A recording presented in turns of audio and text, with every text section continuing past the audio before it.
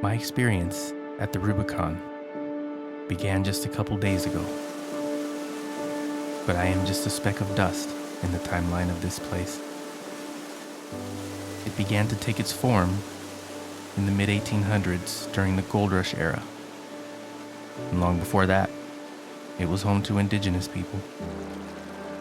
And we had the privilege of talking to one of the caretakers of Rubicon Springs, and he blessed us with some uncommon knowledge about the area, along with his charismatic personality. Here is Tony Twiddy. Caretaker for Mark and Maria. When they step out for a week or longer, I come in. I've been coming up here since I've been a young man. I'm the past Rubicon chairman, so I've done events in here for 10 years, TLCA president, and I'm in their Hall of Fame, so I'm a Hall of Famer. Nice. I'm also a certified level 7 gold miner, and during our event, I actually had panning down in the river for the kids. Cool. I had 7 kids and 39 adults. It was great. Did they get anything? No, there's no gold up here. It's day 3. We're getting started so we can go get a good camp spot at, the name escapes me right now. I'll put it in here. I know I can't think. Got a little obstacle here. A few of us woke up and left camp much earlier than the rest of the group, so we could secure a nice spot at Rubicon Springs for everybody. And as you can see, the lack of sleep is starting to get to me. You gotta crank it, Bones. Now this obstacle isn't mandatory. You can go around it. But if you're in our group, it's mandatory.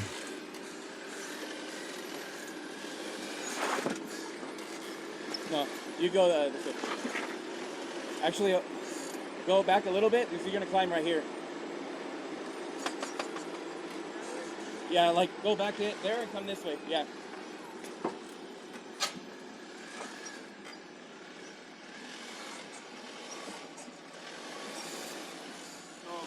You're good. Thank you. Yes, sir. Let's keep it moving. Now, when you're coming through the world-famous Rubicon Trail, what you need to remember is the Native Americans were here a long time before us, okay? Oh, yes. They spent 3 seasons of the year in this very rich area, and it was lots of game. They also had various tribes that met here and traded. For instance, we find obsidian arrowheads here. There's no obsidian up here. That came in via trade or some other mechanism, okay? When us white folks showed up and started passing through here, thinking, oh, no one's been here before. The reason we came this way is before 50 and 80, this is how you got to Tahoe. This is the lowest pass in the Sierra. So thus, we started coming through this way. Where I'm going with this is when you see these barricades, which you have throughout and all along the trail, the ones on the trail are trail purposes. There's a reason we don't want you going places, whether it's an environmental or destroying something. In this particular case, it's these cultural resources. These are historic Indian cultural resources. These grinding stones here, we have to protect these. Oh, you see, they're very substantial. Most people, the stuff I'm going to show and tell you, most people drive by and never see. Correct. But this is a sure sign that the Native Americans were here. We have to protect this area. That's why we don't want you driving some areas. So we pulled up last night after all the chaos and excitement, and we stopped at Buck Island. We were trying to get a specific campsite, but I think we showed up too late. Spent too much time out on the trail. So now we're trying to avoid that today. That's what I was trying to say in the last clip. So we headed out earlier, just a few of us are coming out to try to get a spot for the group.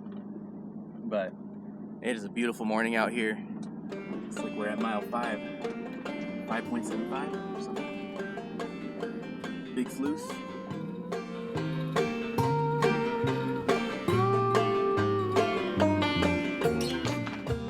As Mr. Twiddy was just saying, there were Native Americans that inhabited the land early on. In the early 1800s, the Washoe tribe used this route seasonally to travel from the Tahoe Basin through the Sierra Nevada into the Sacramento Valley for hunting, trading, and gathering.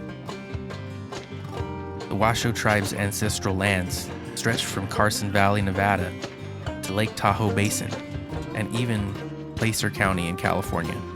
And long before the settlers, the Washoe had well-established foot trails across the Sierra Nevada, including what would later become the Rubicon Trail.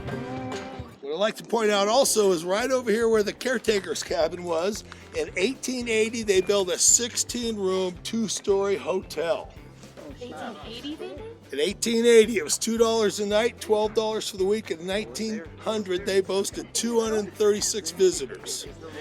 They would advertise it that you would leave Sacramento on the train. You go to Truckee, you would get off what is now 89 was a spur that would bring you around to the lake, to the Moana Village.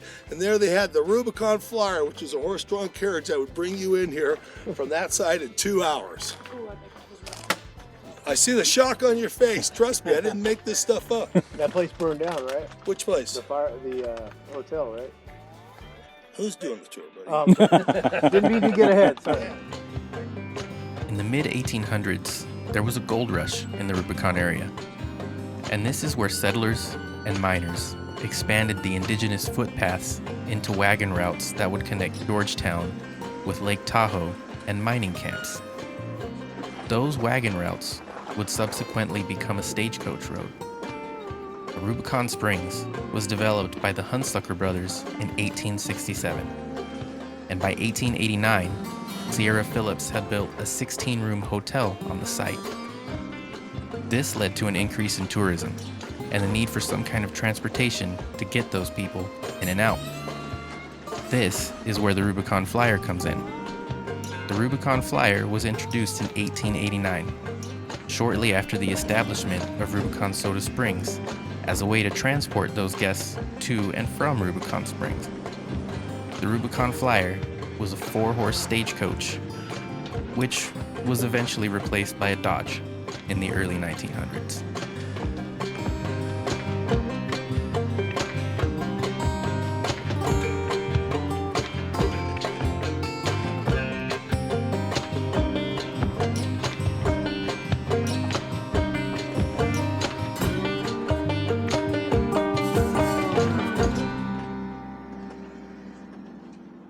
Stones that you see placed here, some are the cabin's sitting on, they go all the way back. All those stones, that's the original foundation stones for the hotel.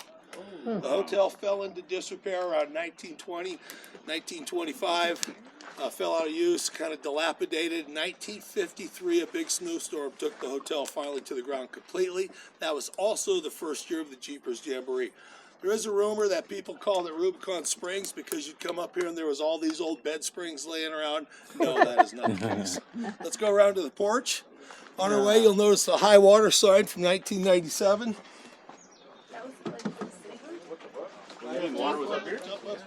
There's a photo of the original hotel on the front door right there. Well, just before 1900 and just after 1900, and San Francisco had phenomenal growth at that time. Also, the gold miners at that time with our hydraulic mining had flooded the bay with a lot of silt and sediment. You had growth in San Francisco. We didn't have water quality standards nor the sanitation standards that we have today. And the bottom line, there was no clean water in the Bay Area. Additionally, at that time, medicines weren't as advanced as they are now. So when you got water in a clean bottle that had bubbles in it, you felt like you had clean water. Also, this soda water was touted for its medicinal purposes. And if you were locked up and not good in the belly, trust me, this stuff cleans you out. I'm showing you this jar or this glass bottle because they would bottle the soda water here in Rubicon Soda Springs. They'd haul it to Sacramento and San Francisco, sell it, bring the bottles back empty, and refill them. Crazy, huh? People in San Francisco wanted this clean water bad, and they would pay for it. So yeah, I want you to realize they were hauling these bottles in and out. When you're along the trail and you find this big old thick pieces of broken glass, may not have been a windshield, could be these bottles. As far as we know, there's only 2 of these still in existence. This is one of them. Wow. Don't drop it. Yeah, no doubt. So, bottled the soda water was an important deal up here. Come on over. I'm going to show you the spring. Now this is another optional obstacle. Unless, again, you're in our group. It's not. And for this one, you get extra style points for 3-wheeling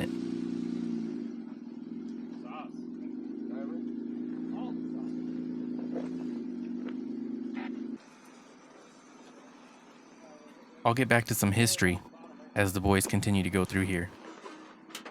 In the 1920s, as cars became more common, the interest in the resort had faded. And as Mr. Twiddy said, the Rubicon Springs Hotel fell into disrepair and was eventually abandoned and crushed by a snowstorm.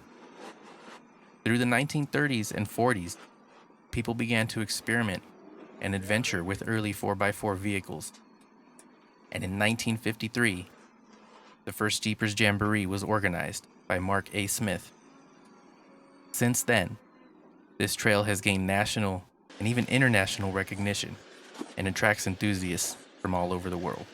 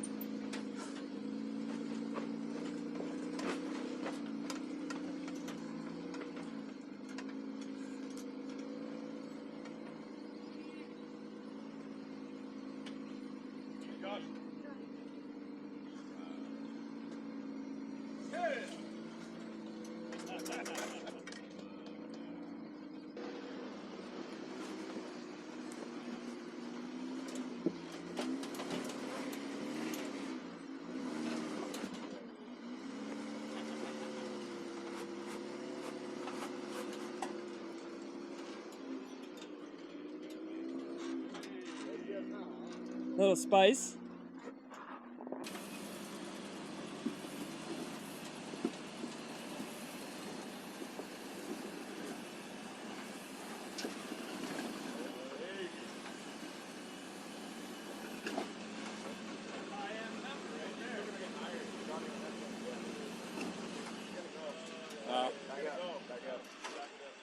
You gotta come a little bit more on your driver's side.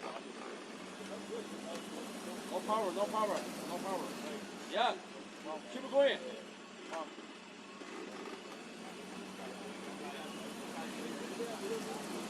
Yeah, it's a pair of rock. Yeah, keep it going. Yeah. Hell yeah, man. Hell yeah. Oh, baby. Hey, don't worry. Keep it going. Keep it going. Yeah, just easy. Yeah. Yeah. Yeah. Yeah. Yeah. Keep it going. Yeah! Keep it going. Come on, you're on your back right now. Almost. There you go. Yeah, Got a buddy. little spice in the house today. Hey. So this is our soda spring. They had a structure built over this, and as you can tell from some of the remaining foundation, they were all set up to capture that water clean, keep the critters out of it, bottle it with a cork, and send it down that hill. But this is our soda water spring. No, I do not recommend you drink this. However, if you are locked up, this will get you moving. And again, we don't want anybody driving here, thus you see these barricades, which people constantly knock over and are just, I don't know if it's ignorance or just not paying attention. But also notice this name. There's an 1892 name. Somebody bottled a lot of water to carve their name that deep in that rock. Wow. And then people go, well, how they haul it on this road? Well, my friends, this road didn't look like that. This road still had this 2 foot of loam and duff and pine needles and all this stuff still on it. It's our big tires and Mother Nature over the year have taken the path right down to what we would, us gold miners call bedrock. But yeah, so it was much smoother. So don't think of it like trying to haul those bottles out on this rocky road. As a matter of fact, the route you're wheeling is the stagecoach line. There's an old stacked wall. If you're on the trail, you'll never see it. But as soon as you walk along here, you're like, wow, cool stacked wall. Come on, I'm going to show you another spring on the other side of the meadow, folks.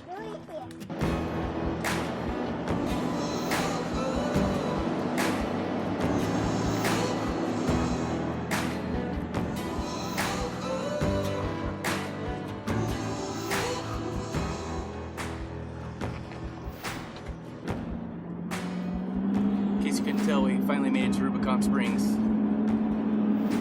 That's name I was brain farting on earlier. It's so cool out here. Got a little camp going here for Rubicon Springs. Check this out.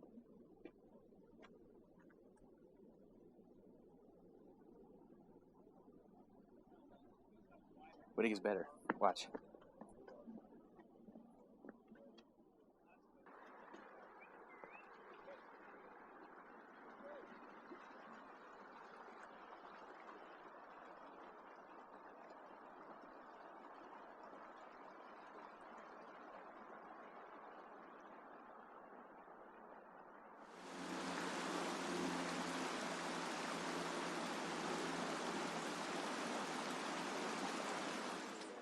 Okay, this is a mineral spring. As you can tell by the red stain, there is a lot of minerals in this water. The other one's a soda spring. This is officially a mineral spring. Maria's drank out of both of them. She says don't do it. I don't believe, or I don't know how much bottling of this actual water went on, because it has a red color to it and a mineral taste. But it is one of our 7 springs. When you guys came in, if you came in this way, you passed an old ratty gate. Remember, there was an old ratty gate before you came on the property? If you walk back there and take that road all the way back, goes back to what's called the mansion, a cabin in the back. There's a left-hand turn, goes to Stone House. That's a house that was built into the side of the granite in 1957. A surveyor and his family lived in there for 3 seasons out of a few years. Had water coming in to make a cool box inside. It was very neat. If you find your way out there, anyhow, behind the cabin, the river, the Rubicon River, flowing out Desolation Wilderness, comes onto our property. And if you go up there, there's a great swimming hole on the left-hand side. You'll see water coming up like that soda spring. That's the other spring right in that river. And then if you get up on that bluff, because you're walking the Stone House, there's a bluff there. There's supposed to be a spring in there I've not found yet, but I hear it's one of the best ones for drinking out of. So I'm going to go try to find that. So those are our springs. I want to take you over to the Pelton water wheel right over here, and we're going to wrap it up, okay? All right, it's the next morning again. We all kind of slept in a little bit. We actually had someone come that brought some spare parts for some of the broken rigs here. And I'm going home, but some of these guys are also going out to Fordyce after this, so they're trying to get these rigs running so they can still go party. We're just kind of getting our stuff together, and we'll be heading out, I believe that way, up Cadillac Hill somewhere over here to get out. Supposedly it's about an hour and a half to 2 hours or something like that, so we're gonna hit the road. I have about 8.5 hour drive home, so yeah, it's gonna keep slowly loading up here, and we're gonna mosey our way out. The Rubicon Trail has faced its challenges to stay open to us off-roaders over the years. So in 1985, a group of 16 passionate 4x4 enthusiasts formed Rubicon Soda Springs Incorporated, and they bought about 400 acres of land, which included the Rubicon Springs property and the iconic granite slab area. They did this to prevent the Forest Service from closing the trail to vehicle access. Then, in 2010, the Rubicon Trail Foundation purchased about 317 acres near the trail to ensure the continuation of public motorized access. So, if you have ever been or plan to go to the Rubicon, take a moment to give some thanks to these wonderful people. It's because of them that we still get to enjoy this place the way we do. Okay, everybody, I'd like to bring everybody over to this Pelton water wheel. Okay, this is a Pelton water wheel. I worked at hydro generation when I actually did work for a career. This is a very fascinating piece of equipment to me. A lot of engineering's gone into it. You don't really realize it. So, how does it work? Well, we'd start with a water source like a lake or a creek, and they would bring that water down and consistently bring it into smaller pipes. And that's how you develop head pressure. So when it got here, you had a lot of water with a lot of pressure going right into here. It hits these buckets and spins this wheel like a big dog. You can attach various stuff to it, like in this case, the small generator. You can make power, you can pump water, whatever. Then, for this thing to work properly, watch fingers, these buckets need to be empty by the time it gets around to the water again. So these are designed to throw the water out of these buckets and also propel the wheel. So not only is it getting pressure and power here, it's generating pressure and power on the back throw as it exits the water, so the buckets are open again. This stuff here is where the water is eating it away. That's how powerful it is. Very cool stuff. Tony, where are you going with that story? Well, this thing grew legs and disappeared out of Rubicon Springs. Really? Holy moly. That thing's pretty heavy, right? Yeah, I'm not messing with the guys. There was a gentleman named Steve Morris. He was the first president of Cal 4-Wheel. He purchased this property with Mark Smith. He came his first trip across the Rubicon was in '57. He found out where this was. I think it might have been his front yard. Anyhow, he found out where this was, and he ensured that it got back into Rubicon Springs. And as you can see, it was no small effort, but this is back, and we're proud to have it. Steve Morris was an elderly man. He used to come in, he would do talks and lectures. He was in here for Jamboree one time. He got up, he told Maria, I slept the best I've slept in a long time. He went over to the mechanic's cabin at noon because they throw a shot back. It's part of a tradition. You give it one of these. You know where I'm going with this, right? That was right there. 30 minutes of CPR, he was done. Corpses go out the back of a Jeep, a sheriff's Jeep. We brought the ship in. He went out on the helicopter. The reason I share that, this gentleman lived and breathed off-road, lived and breathed in Rubicon Springs. His death... Died doing what he loved. His death certificate reads, died in Rubicon Springs on the Rubicon Trail. Can you think of a better way for a gentleman like that to go?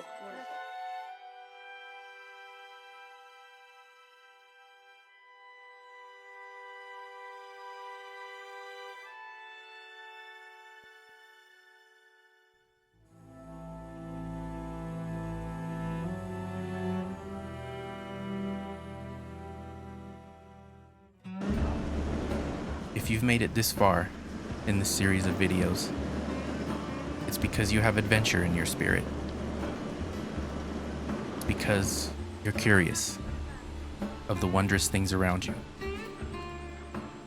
And I encourage you,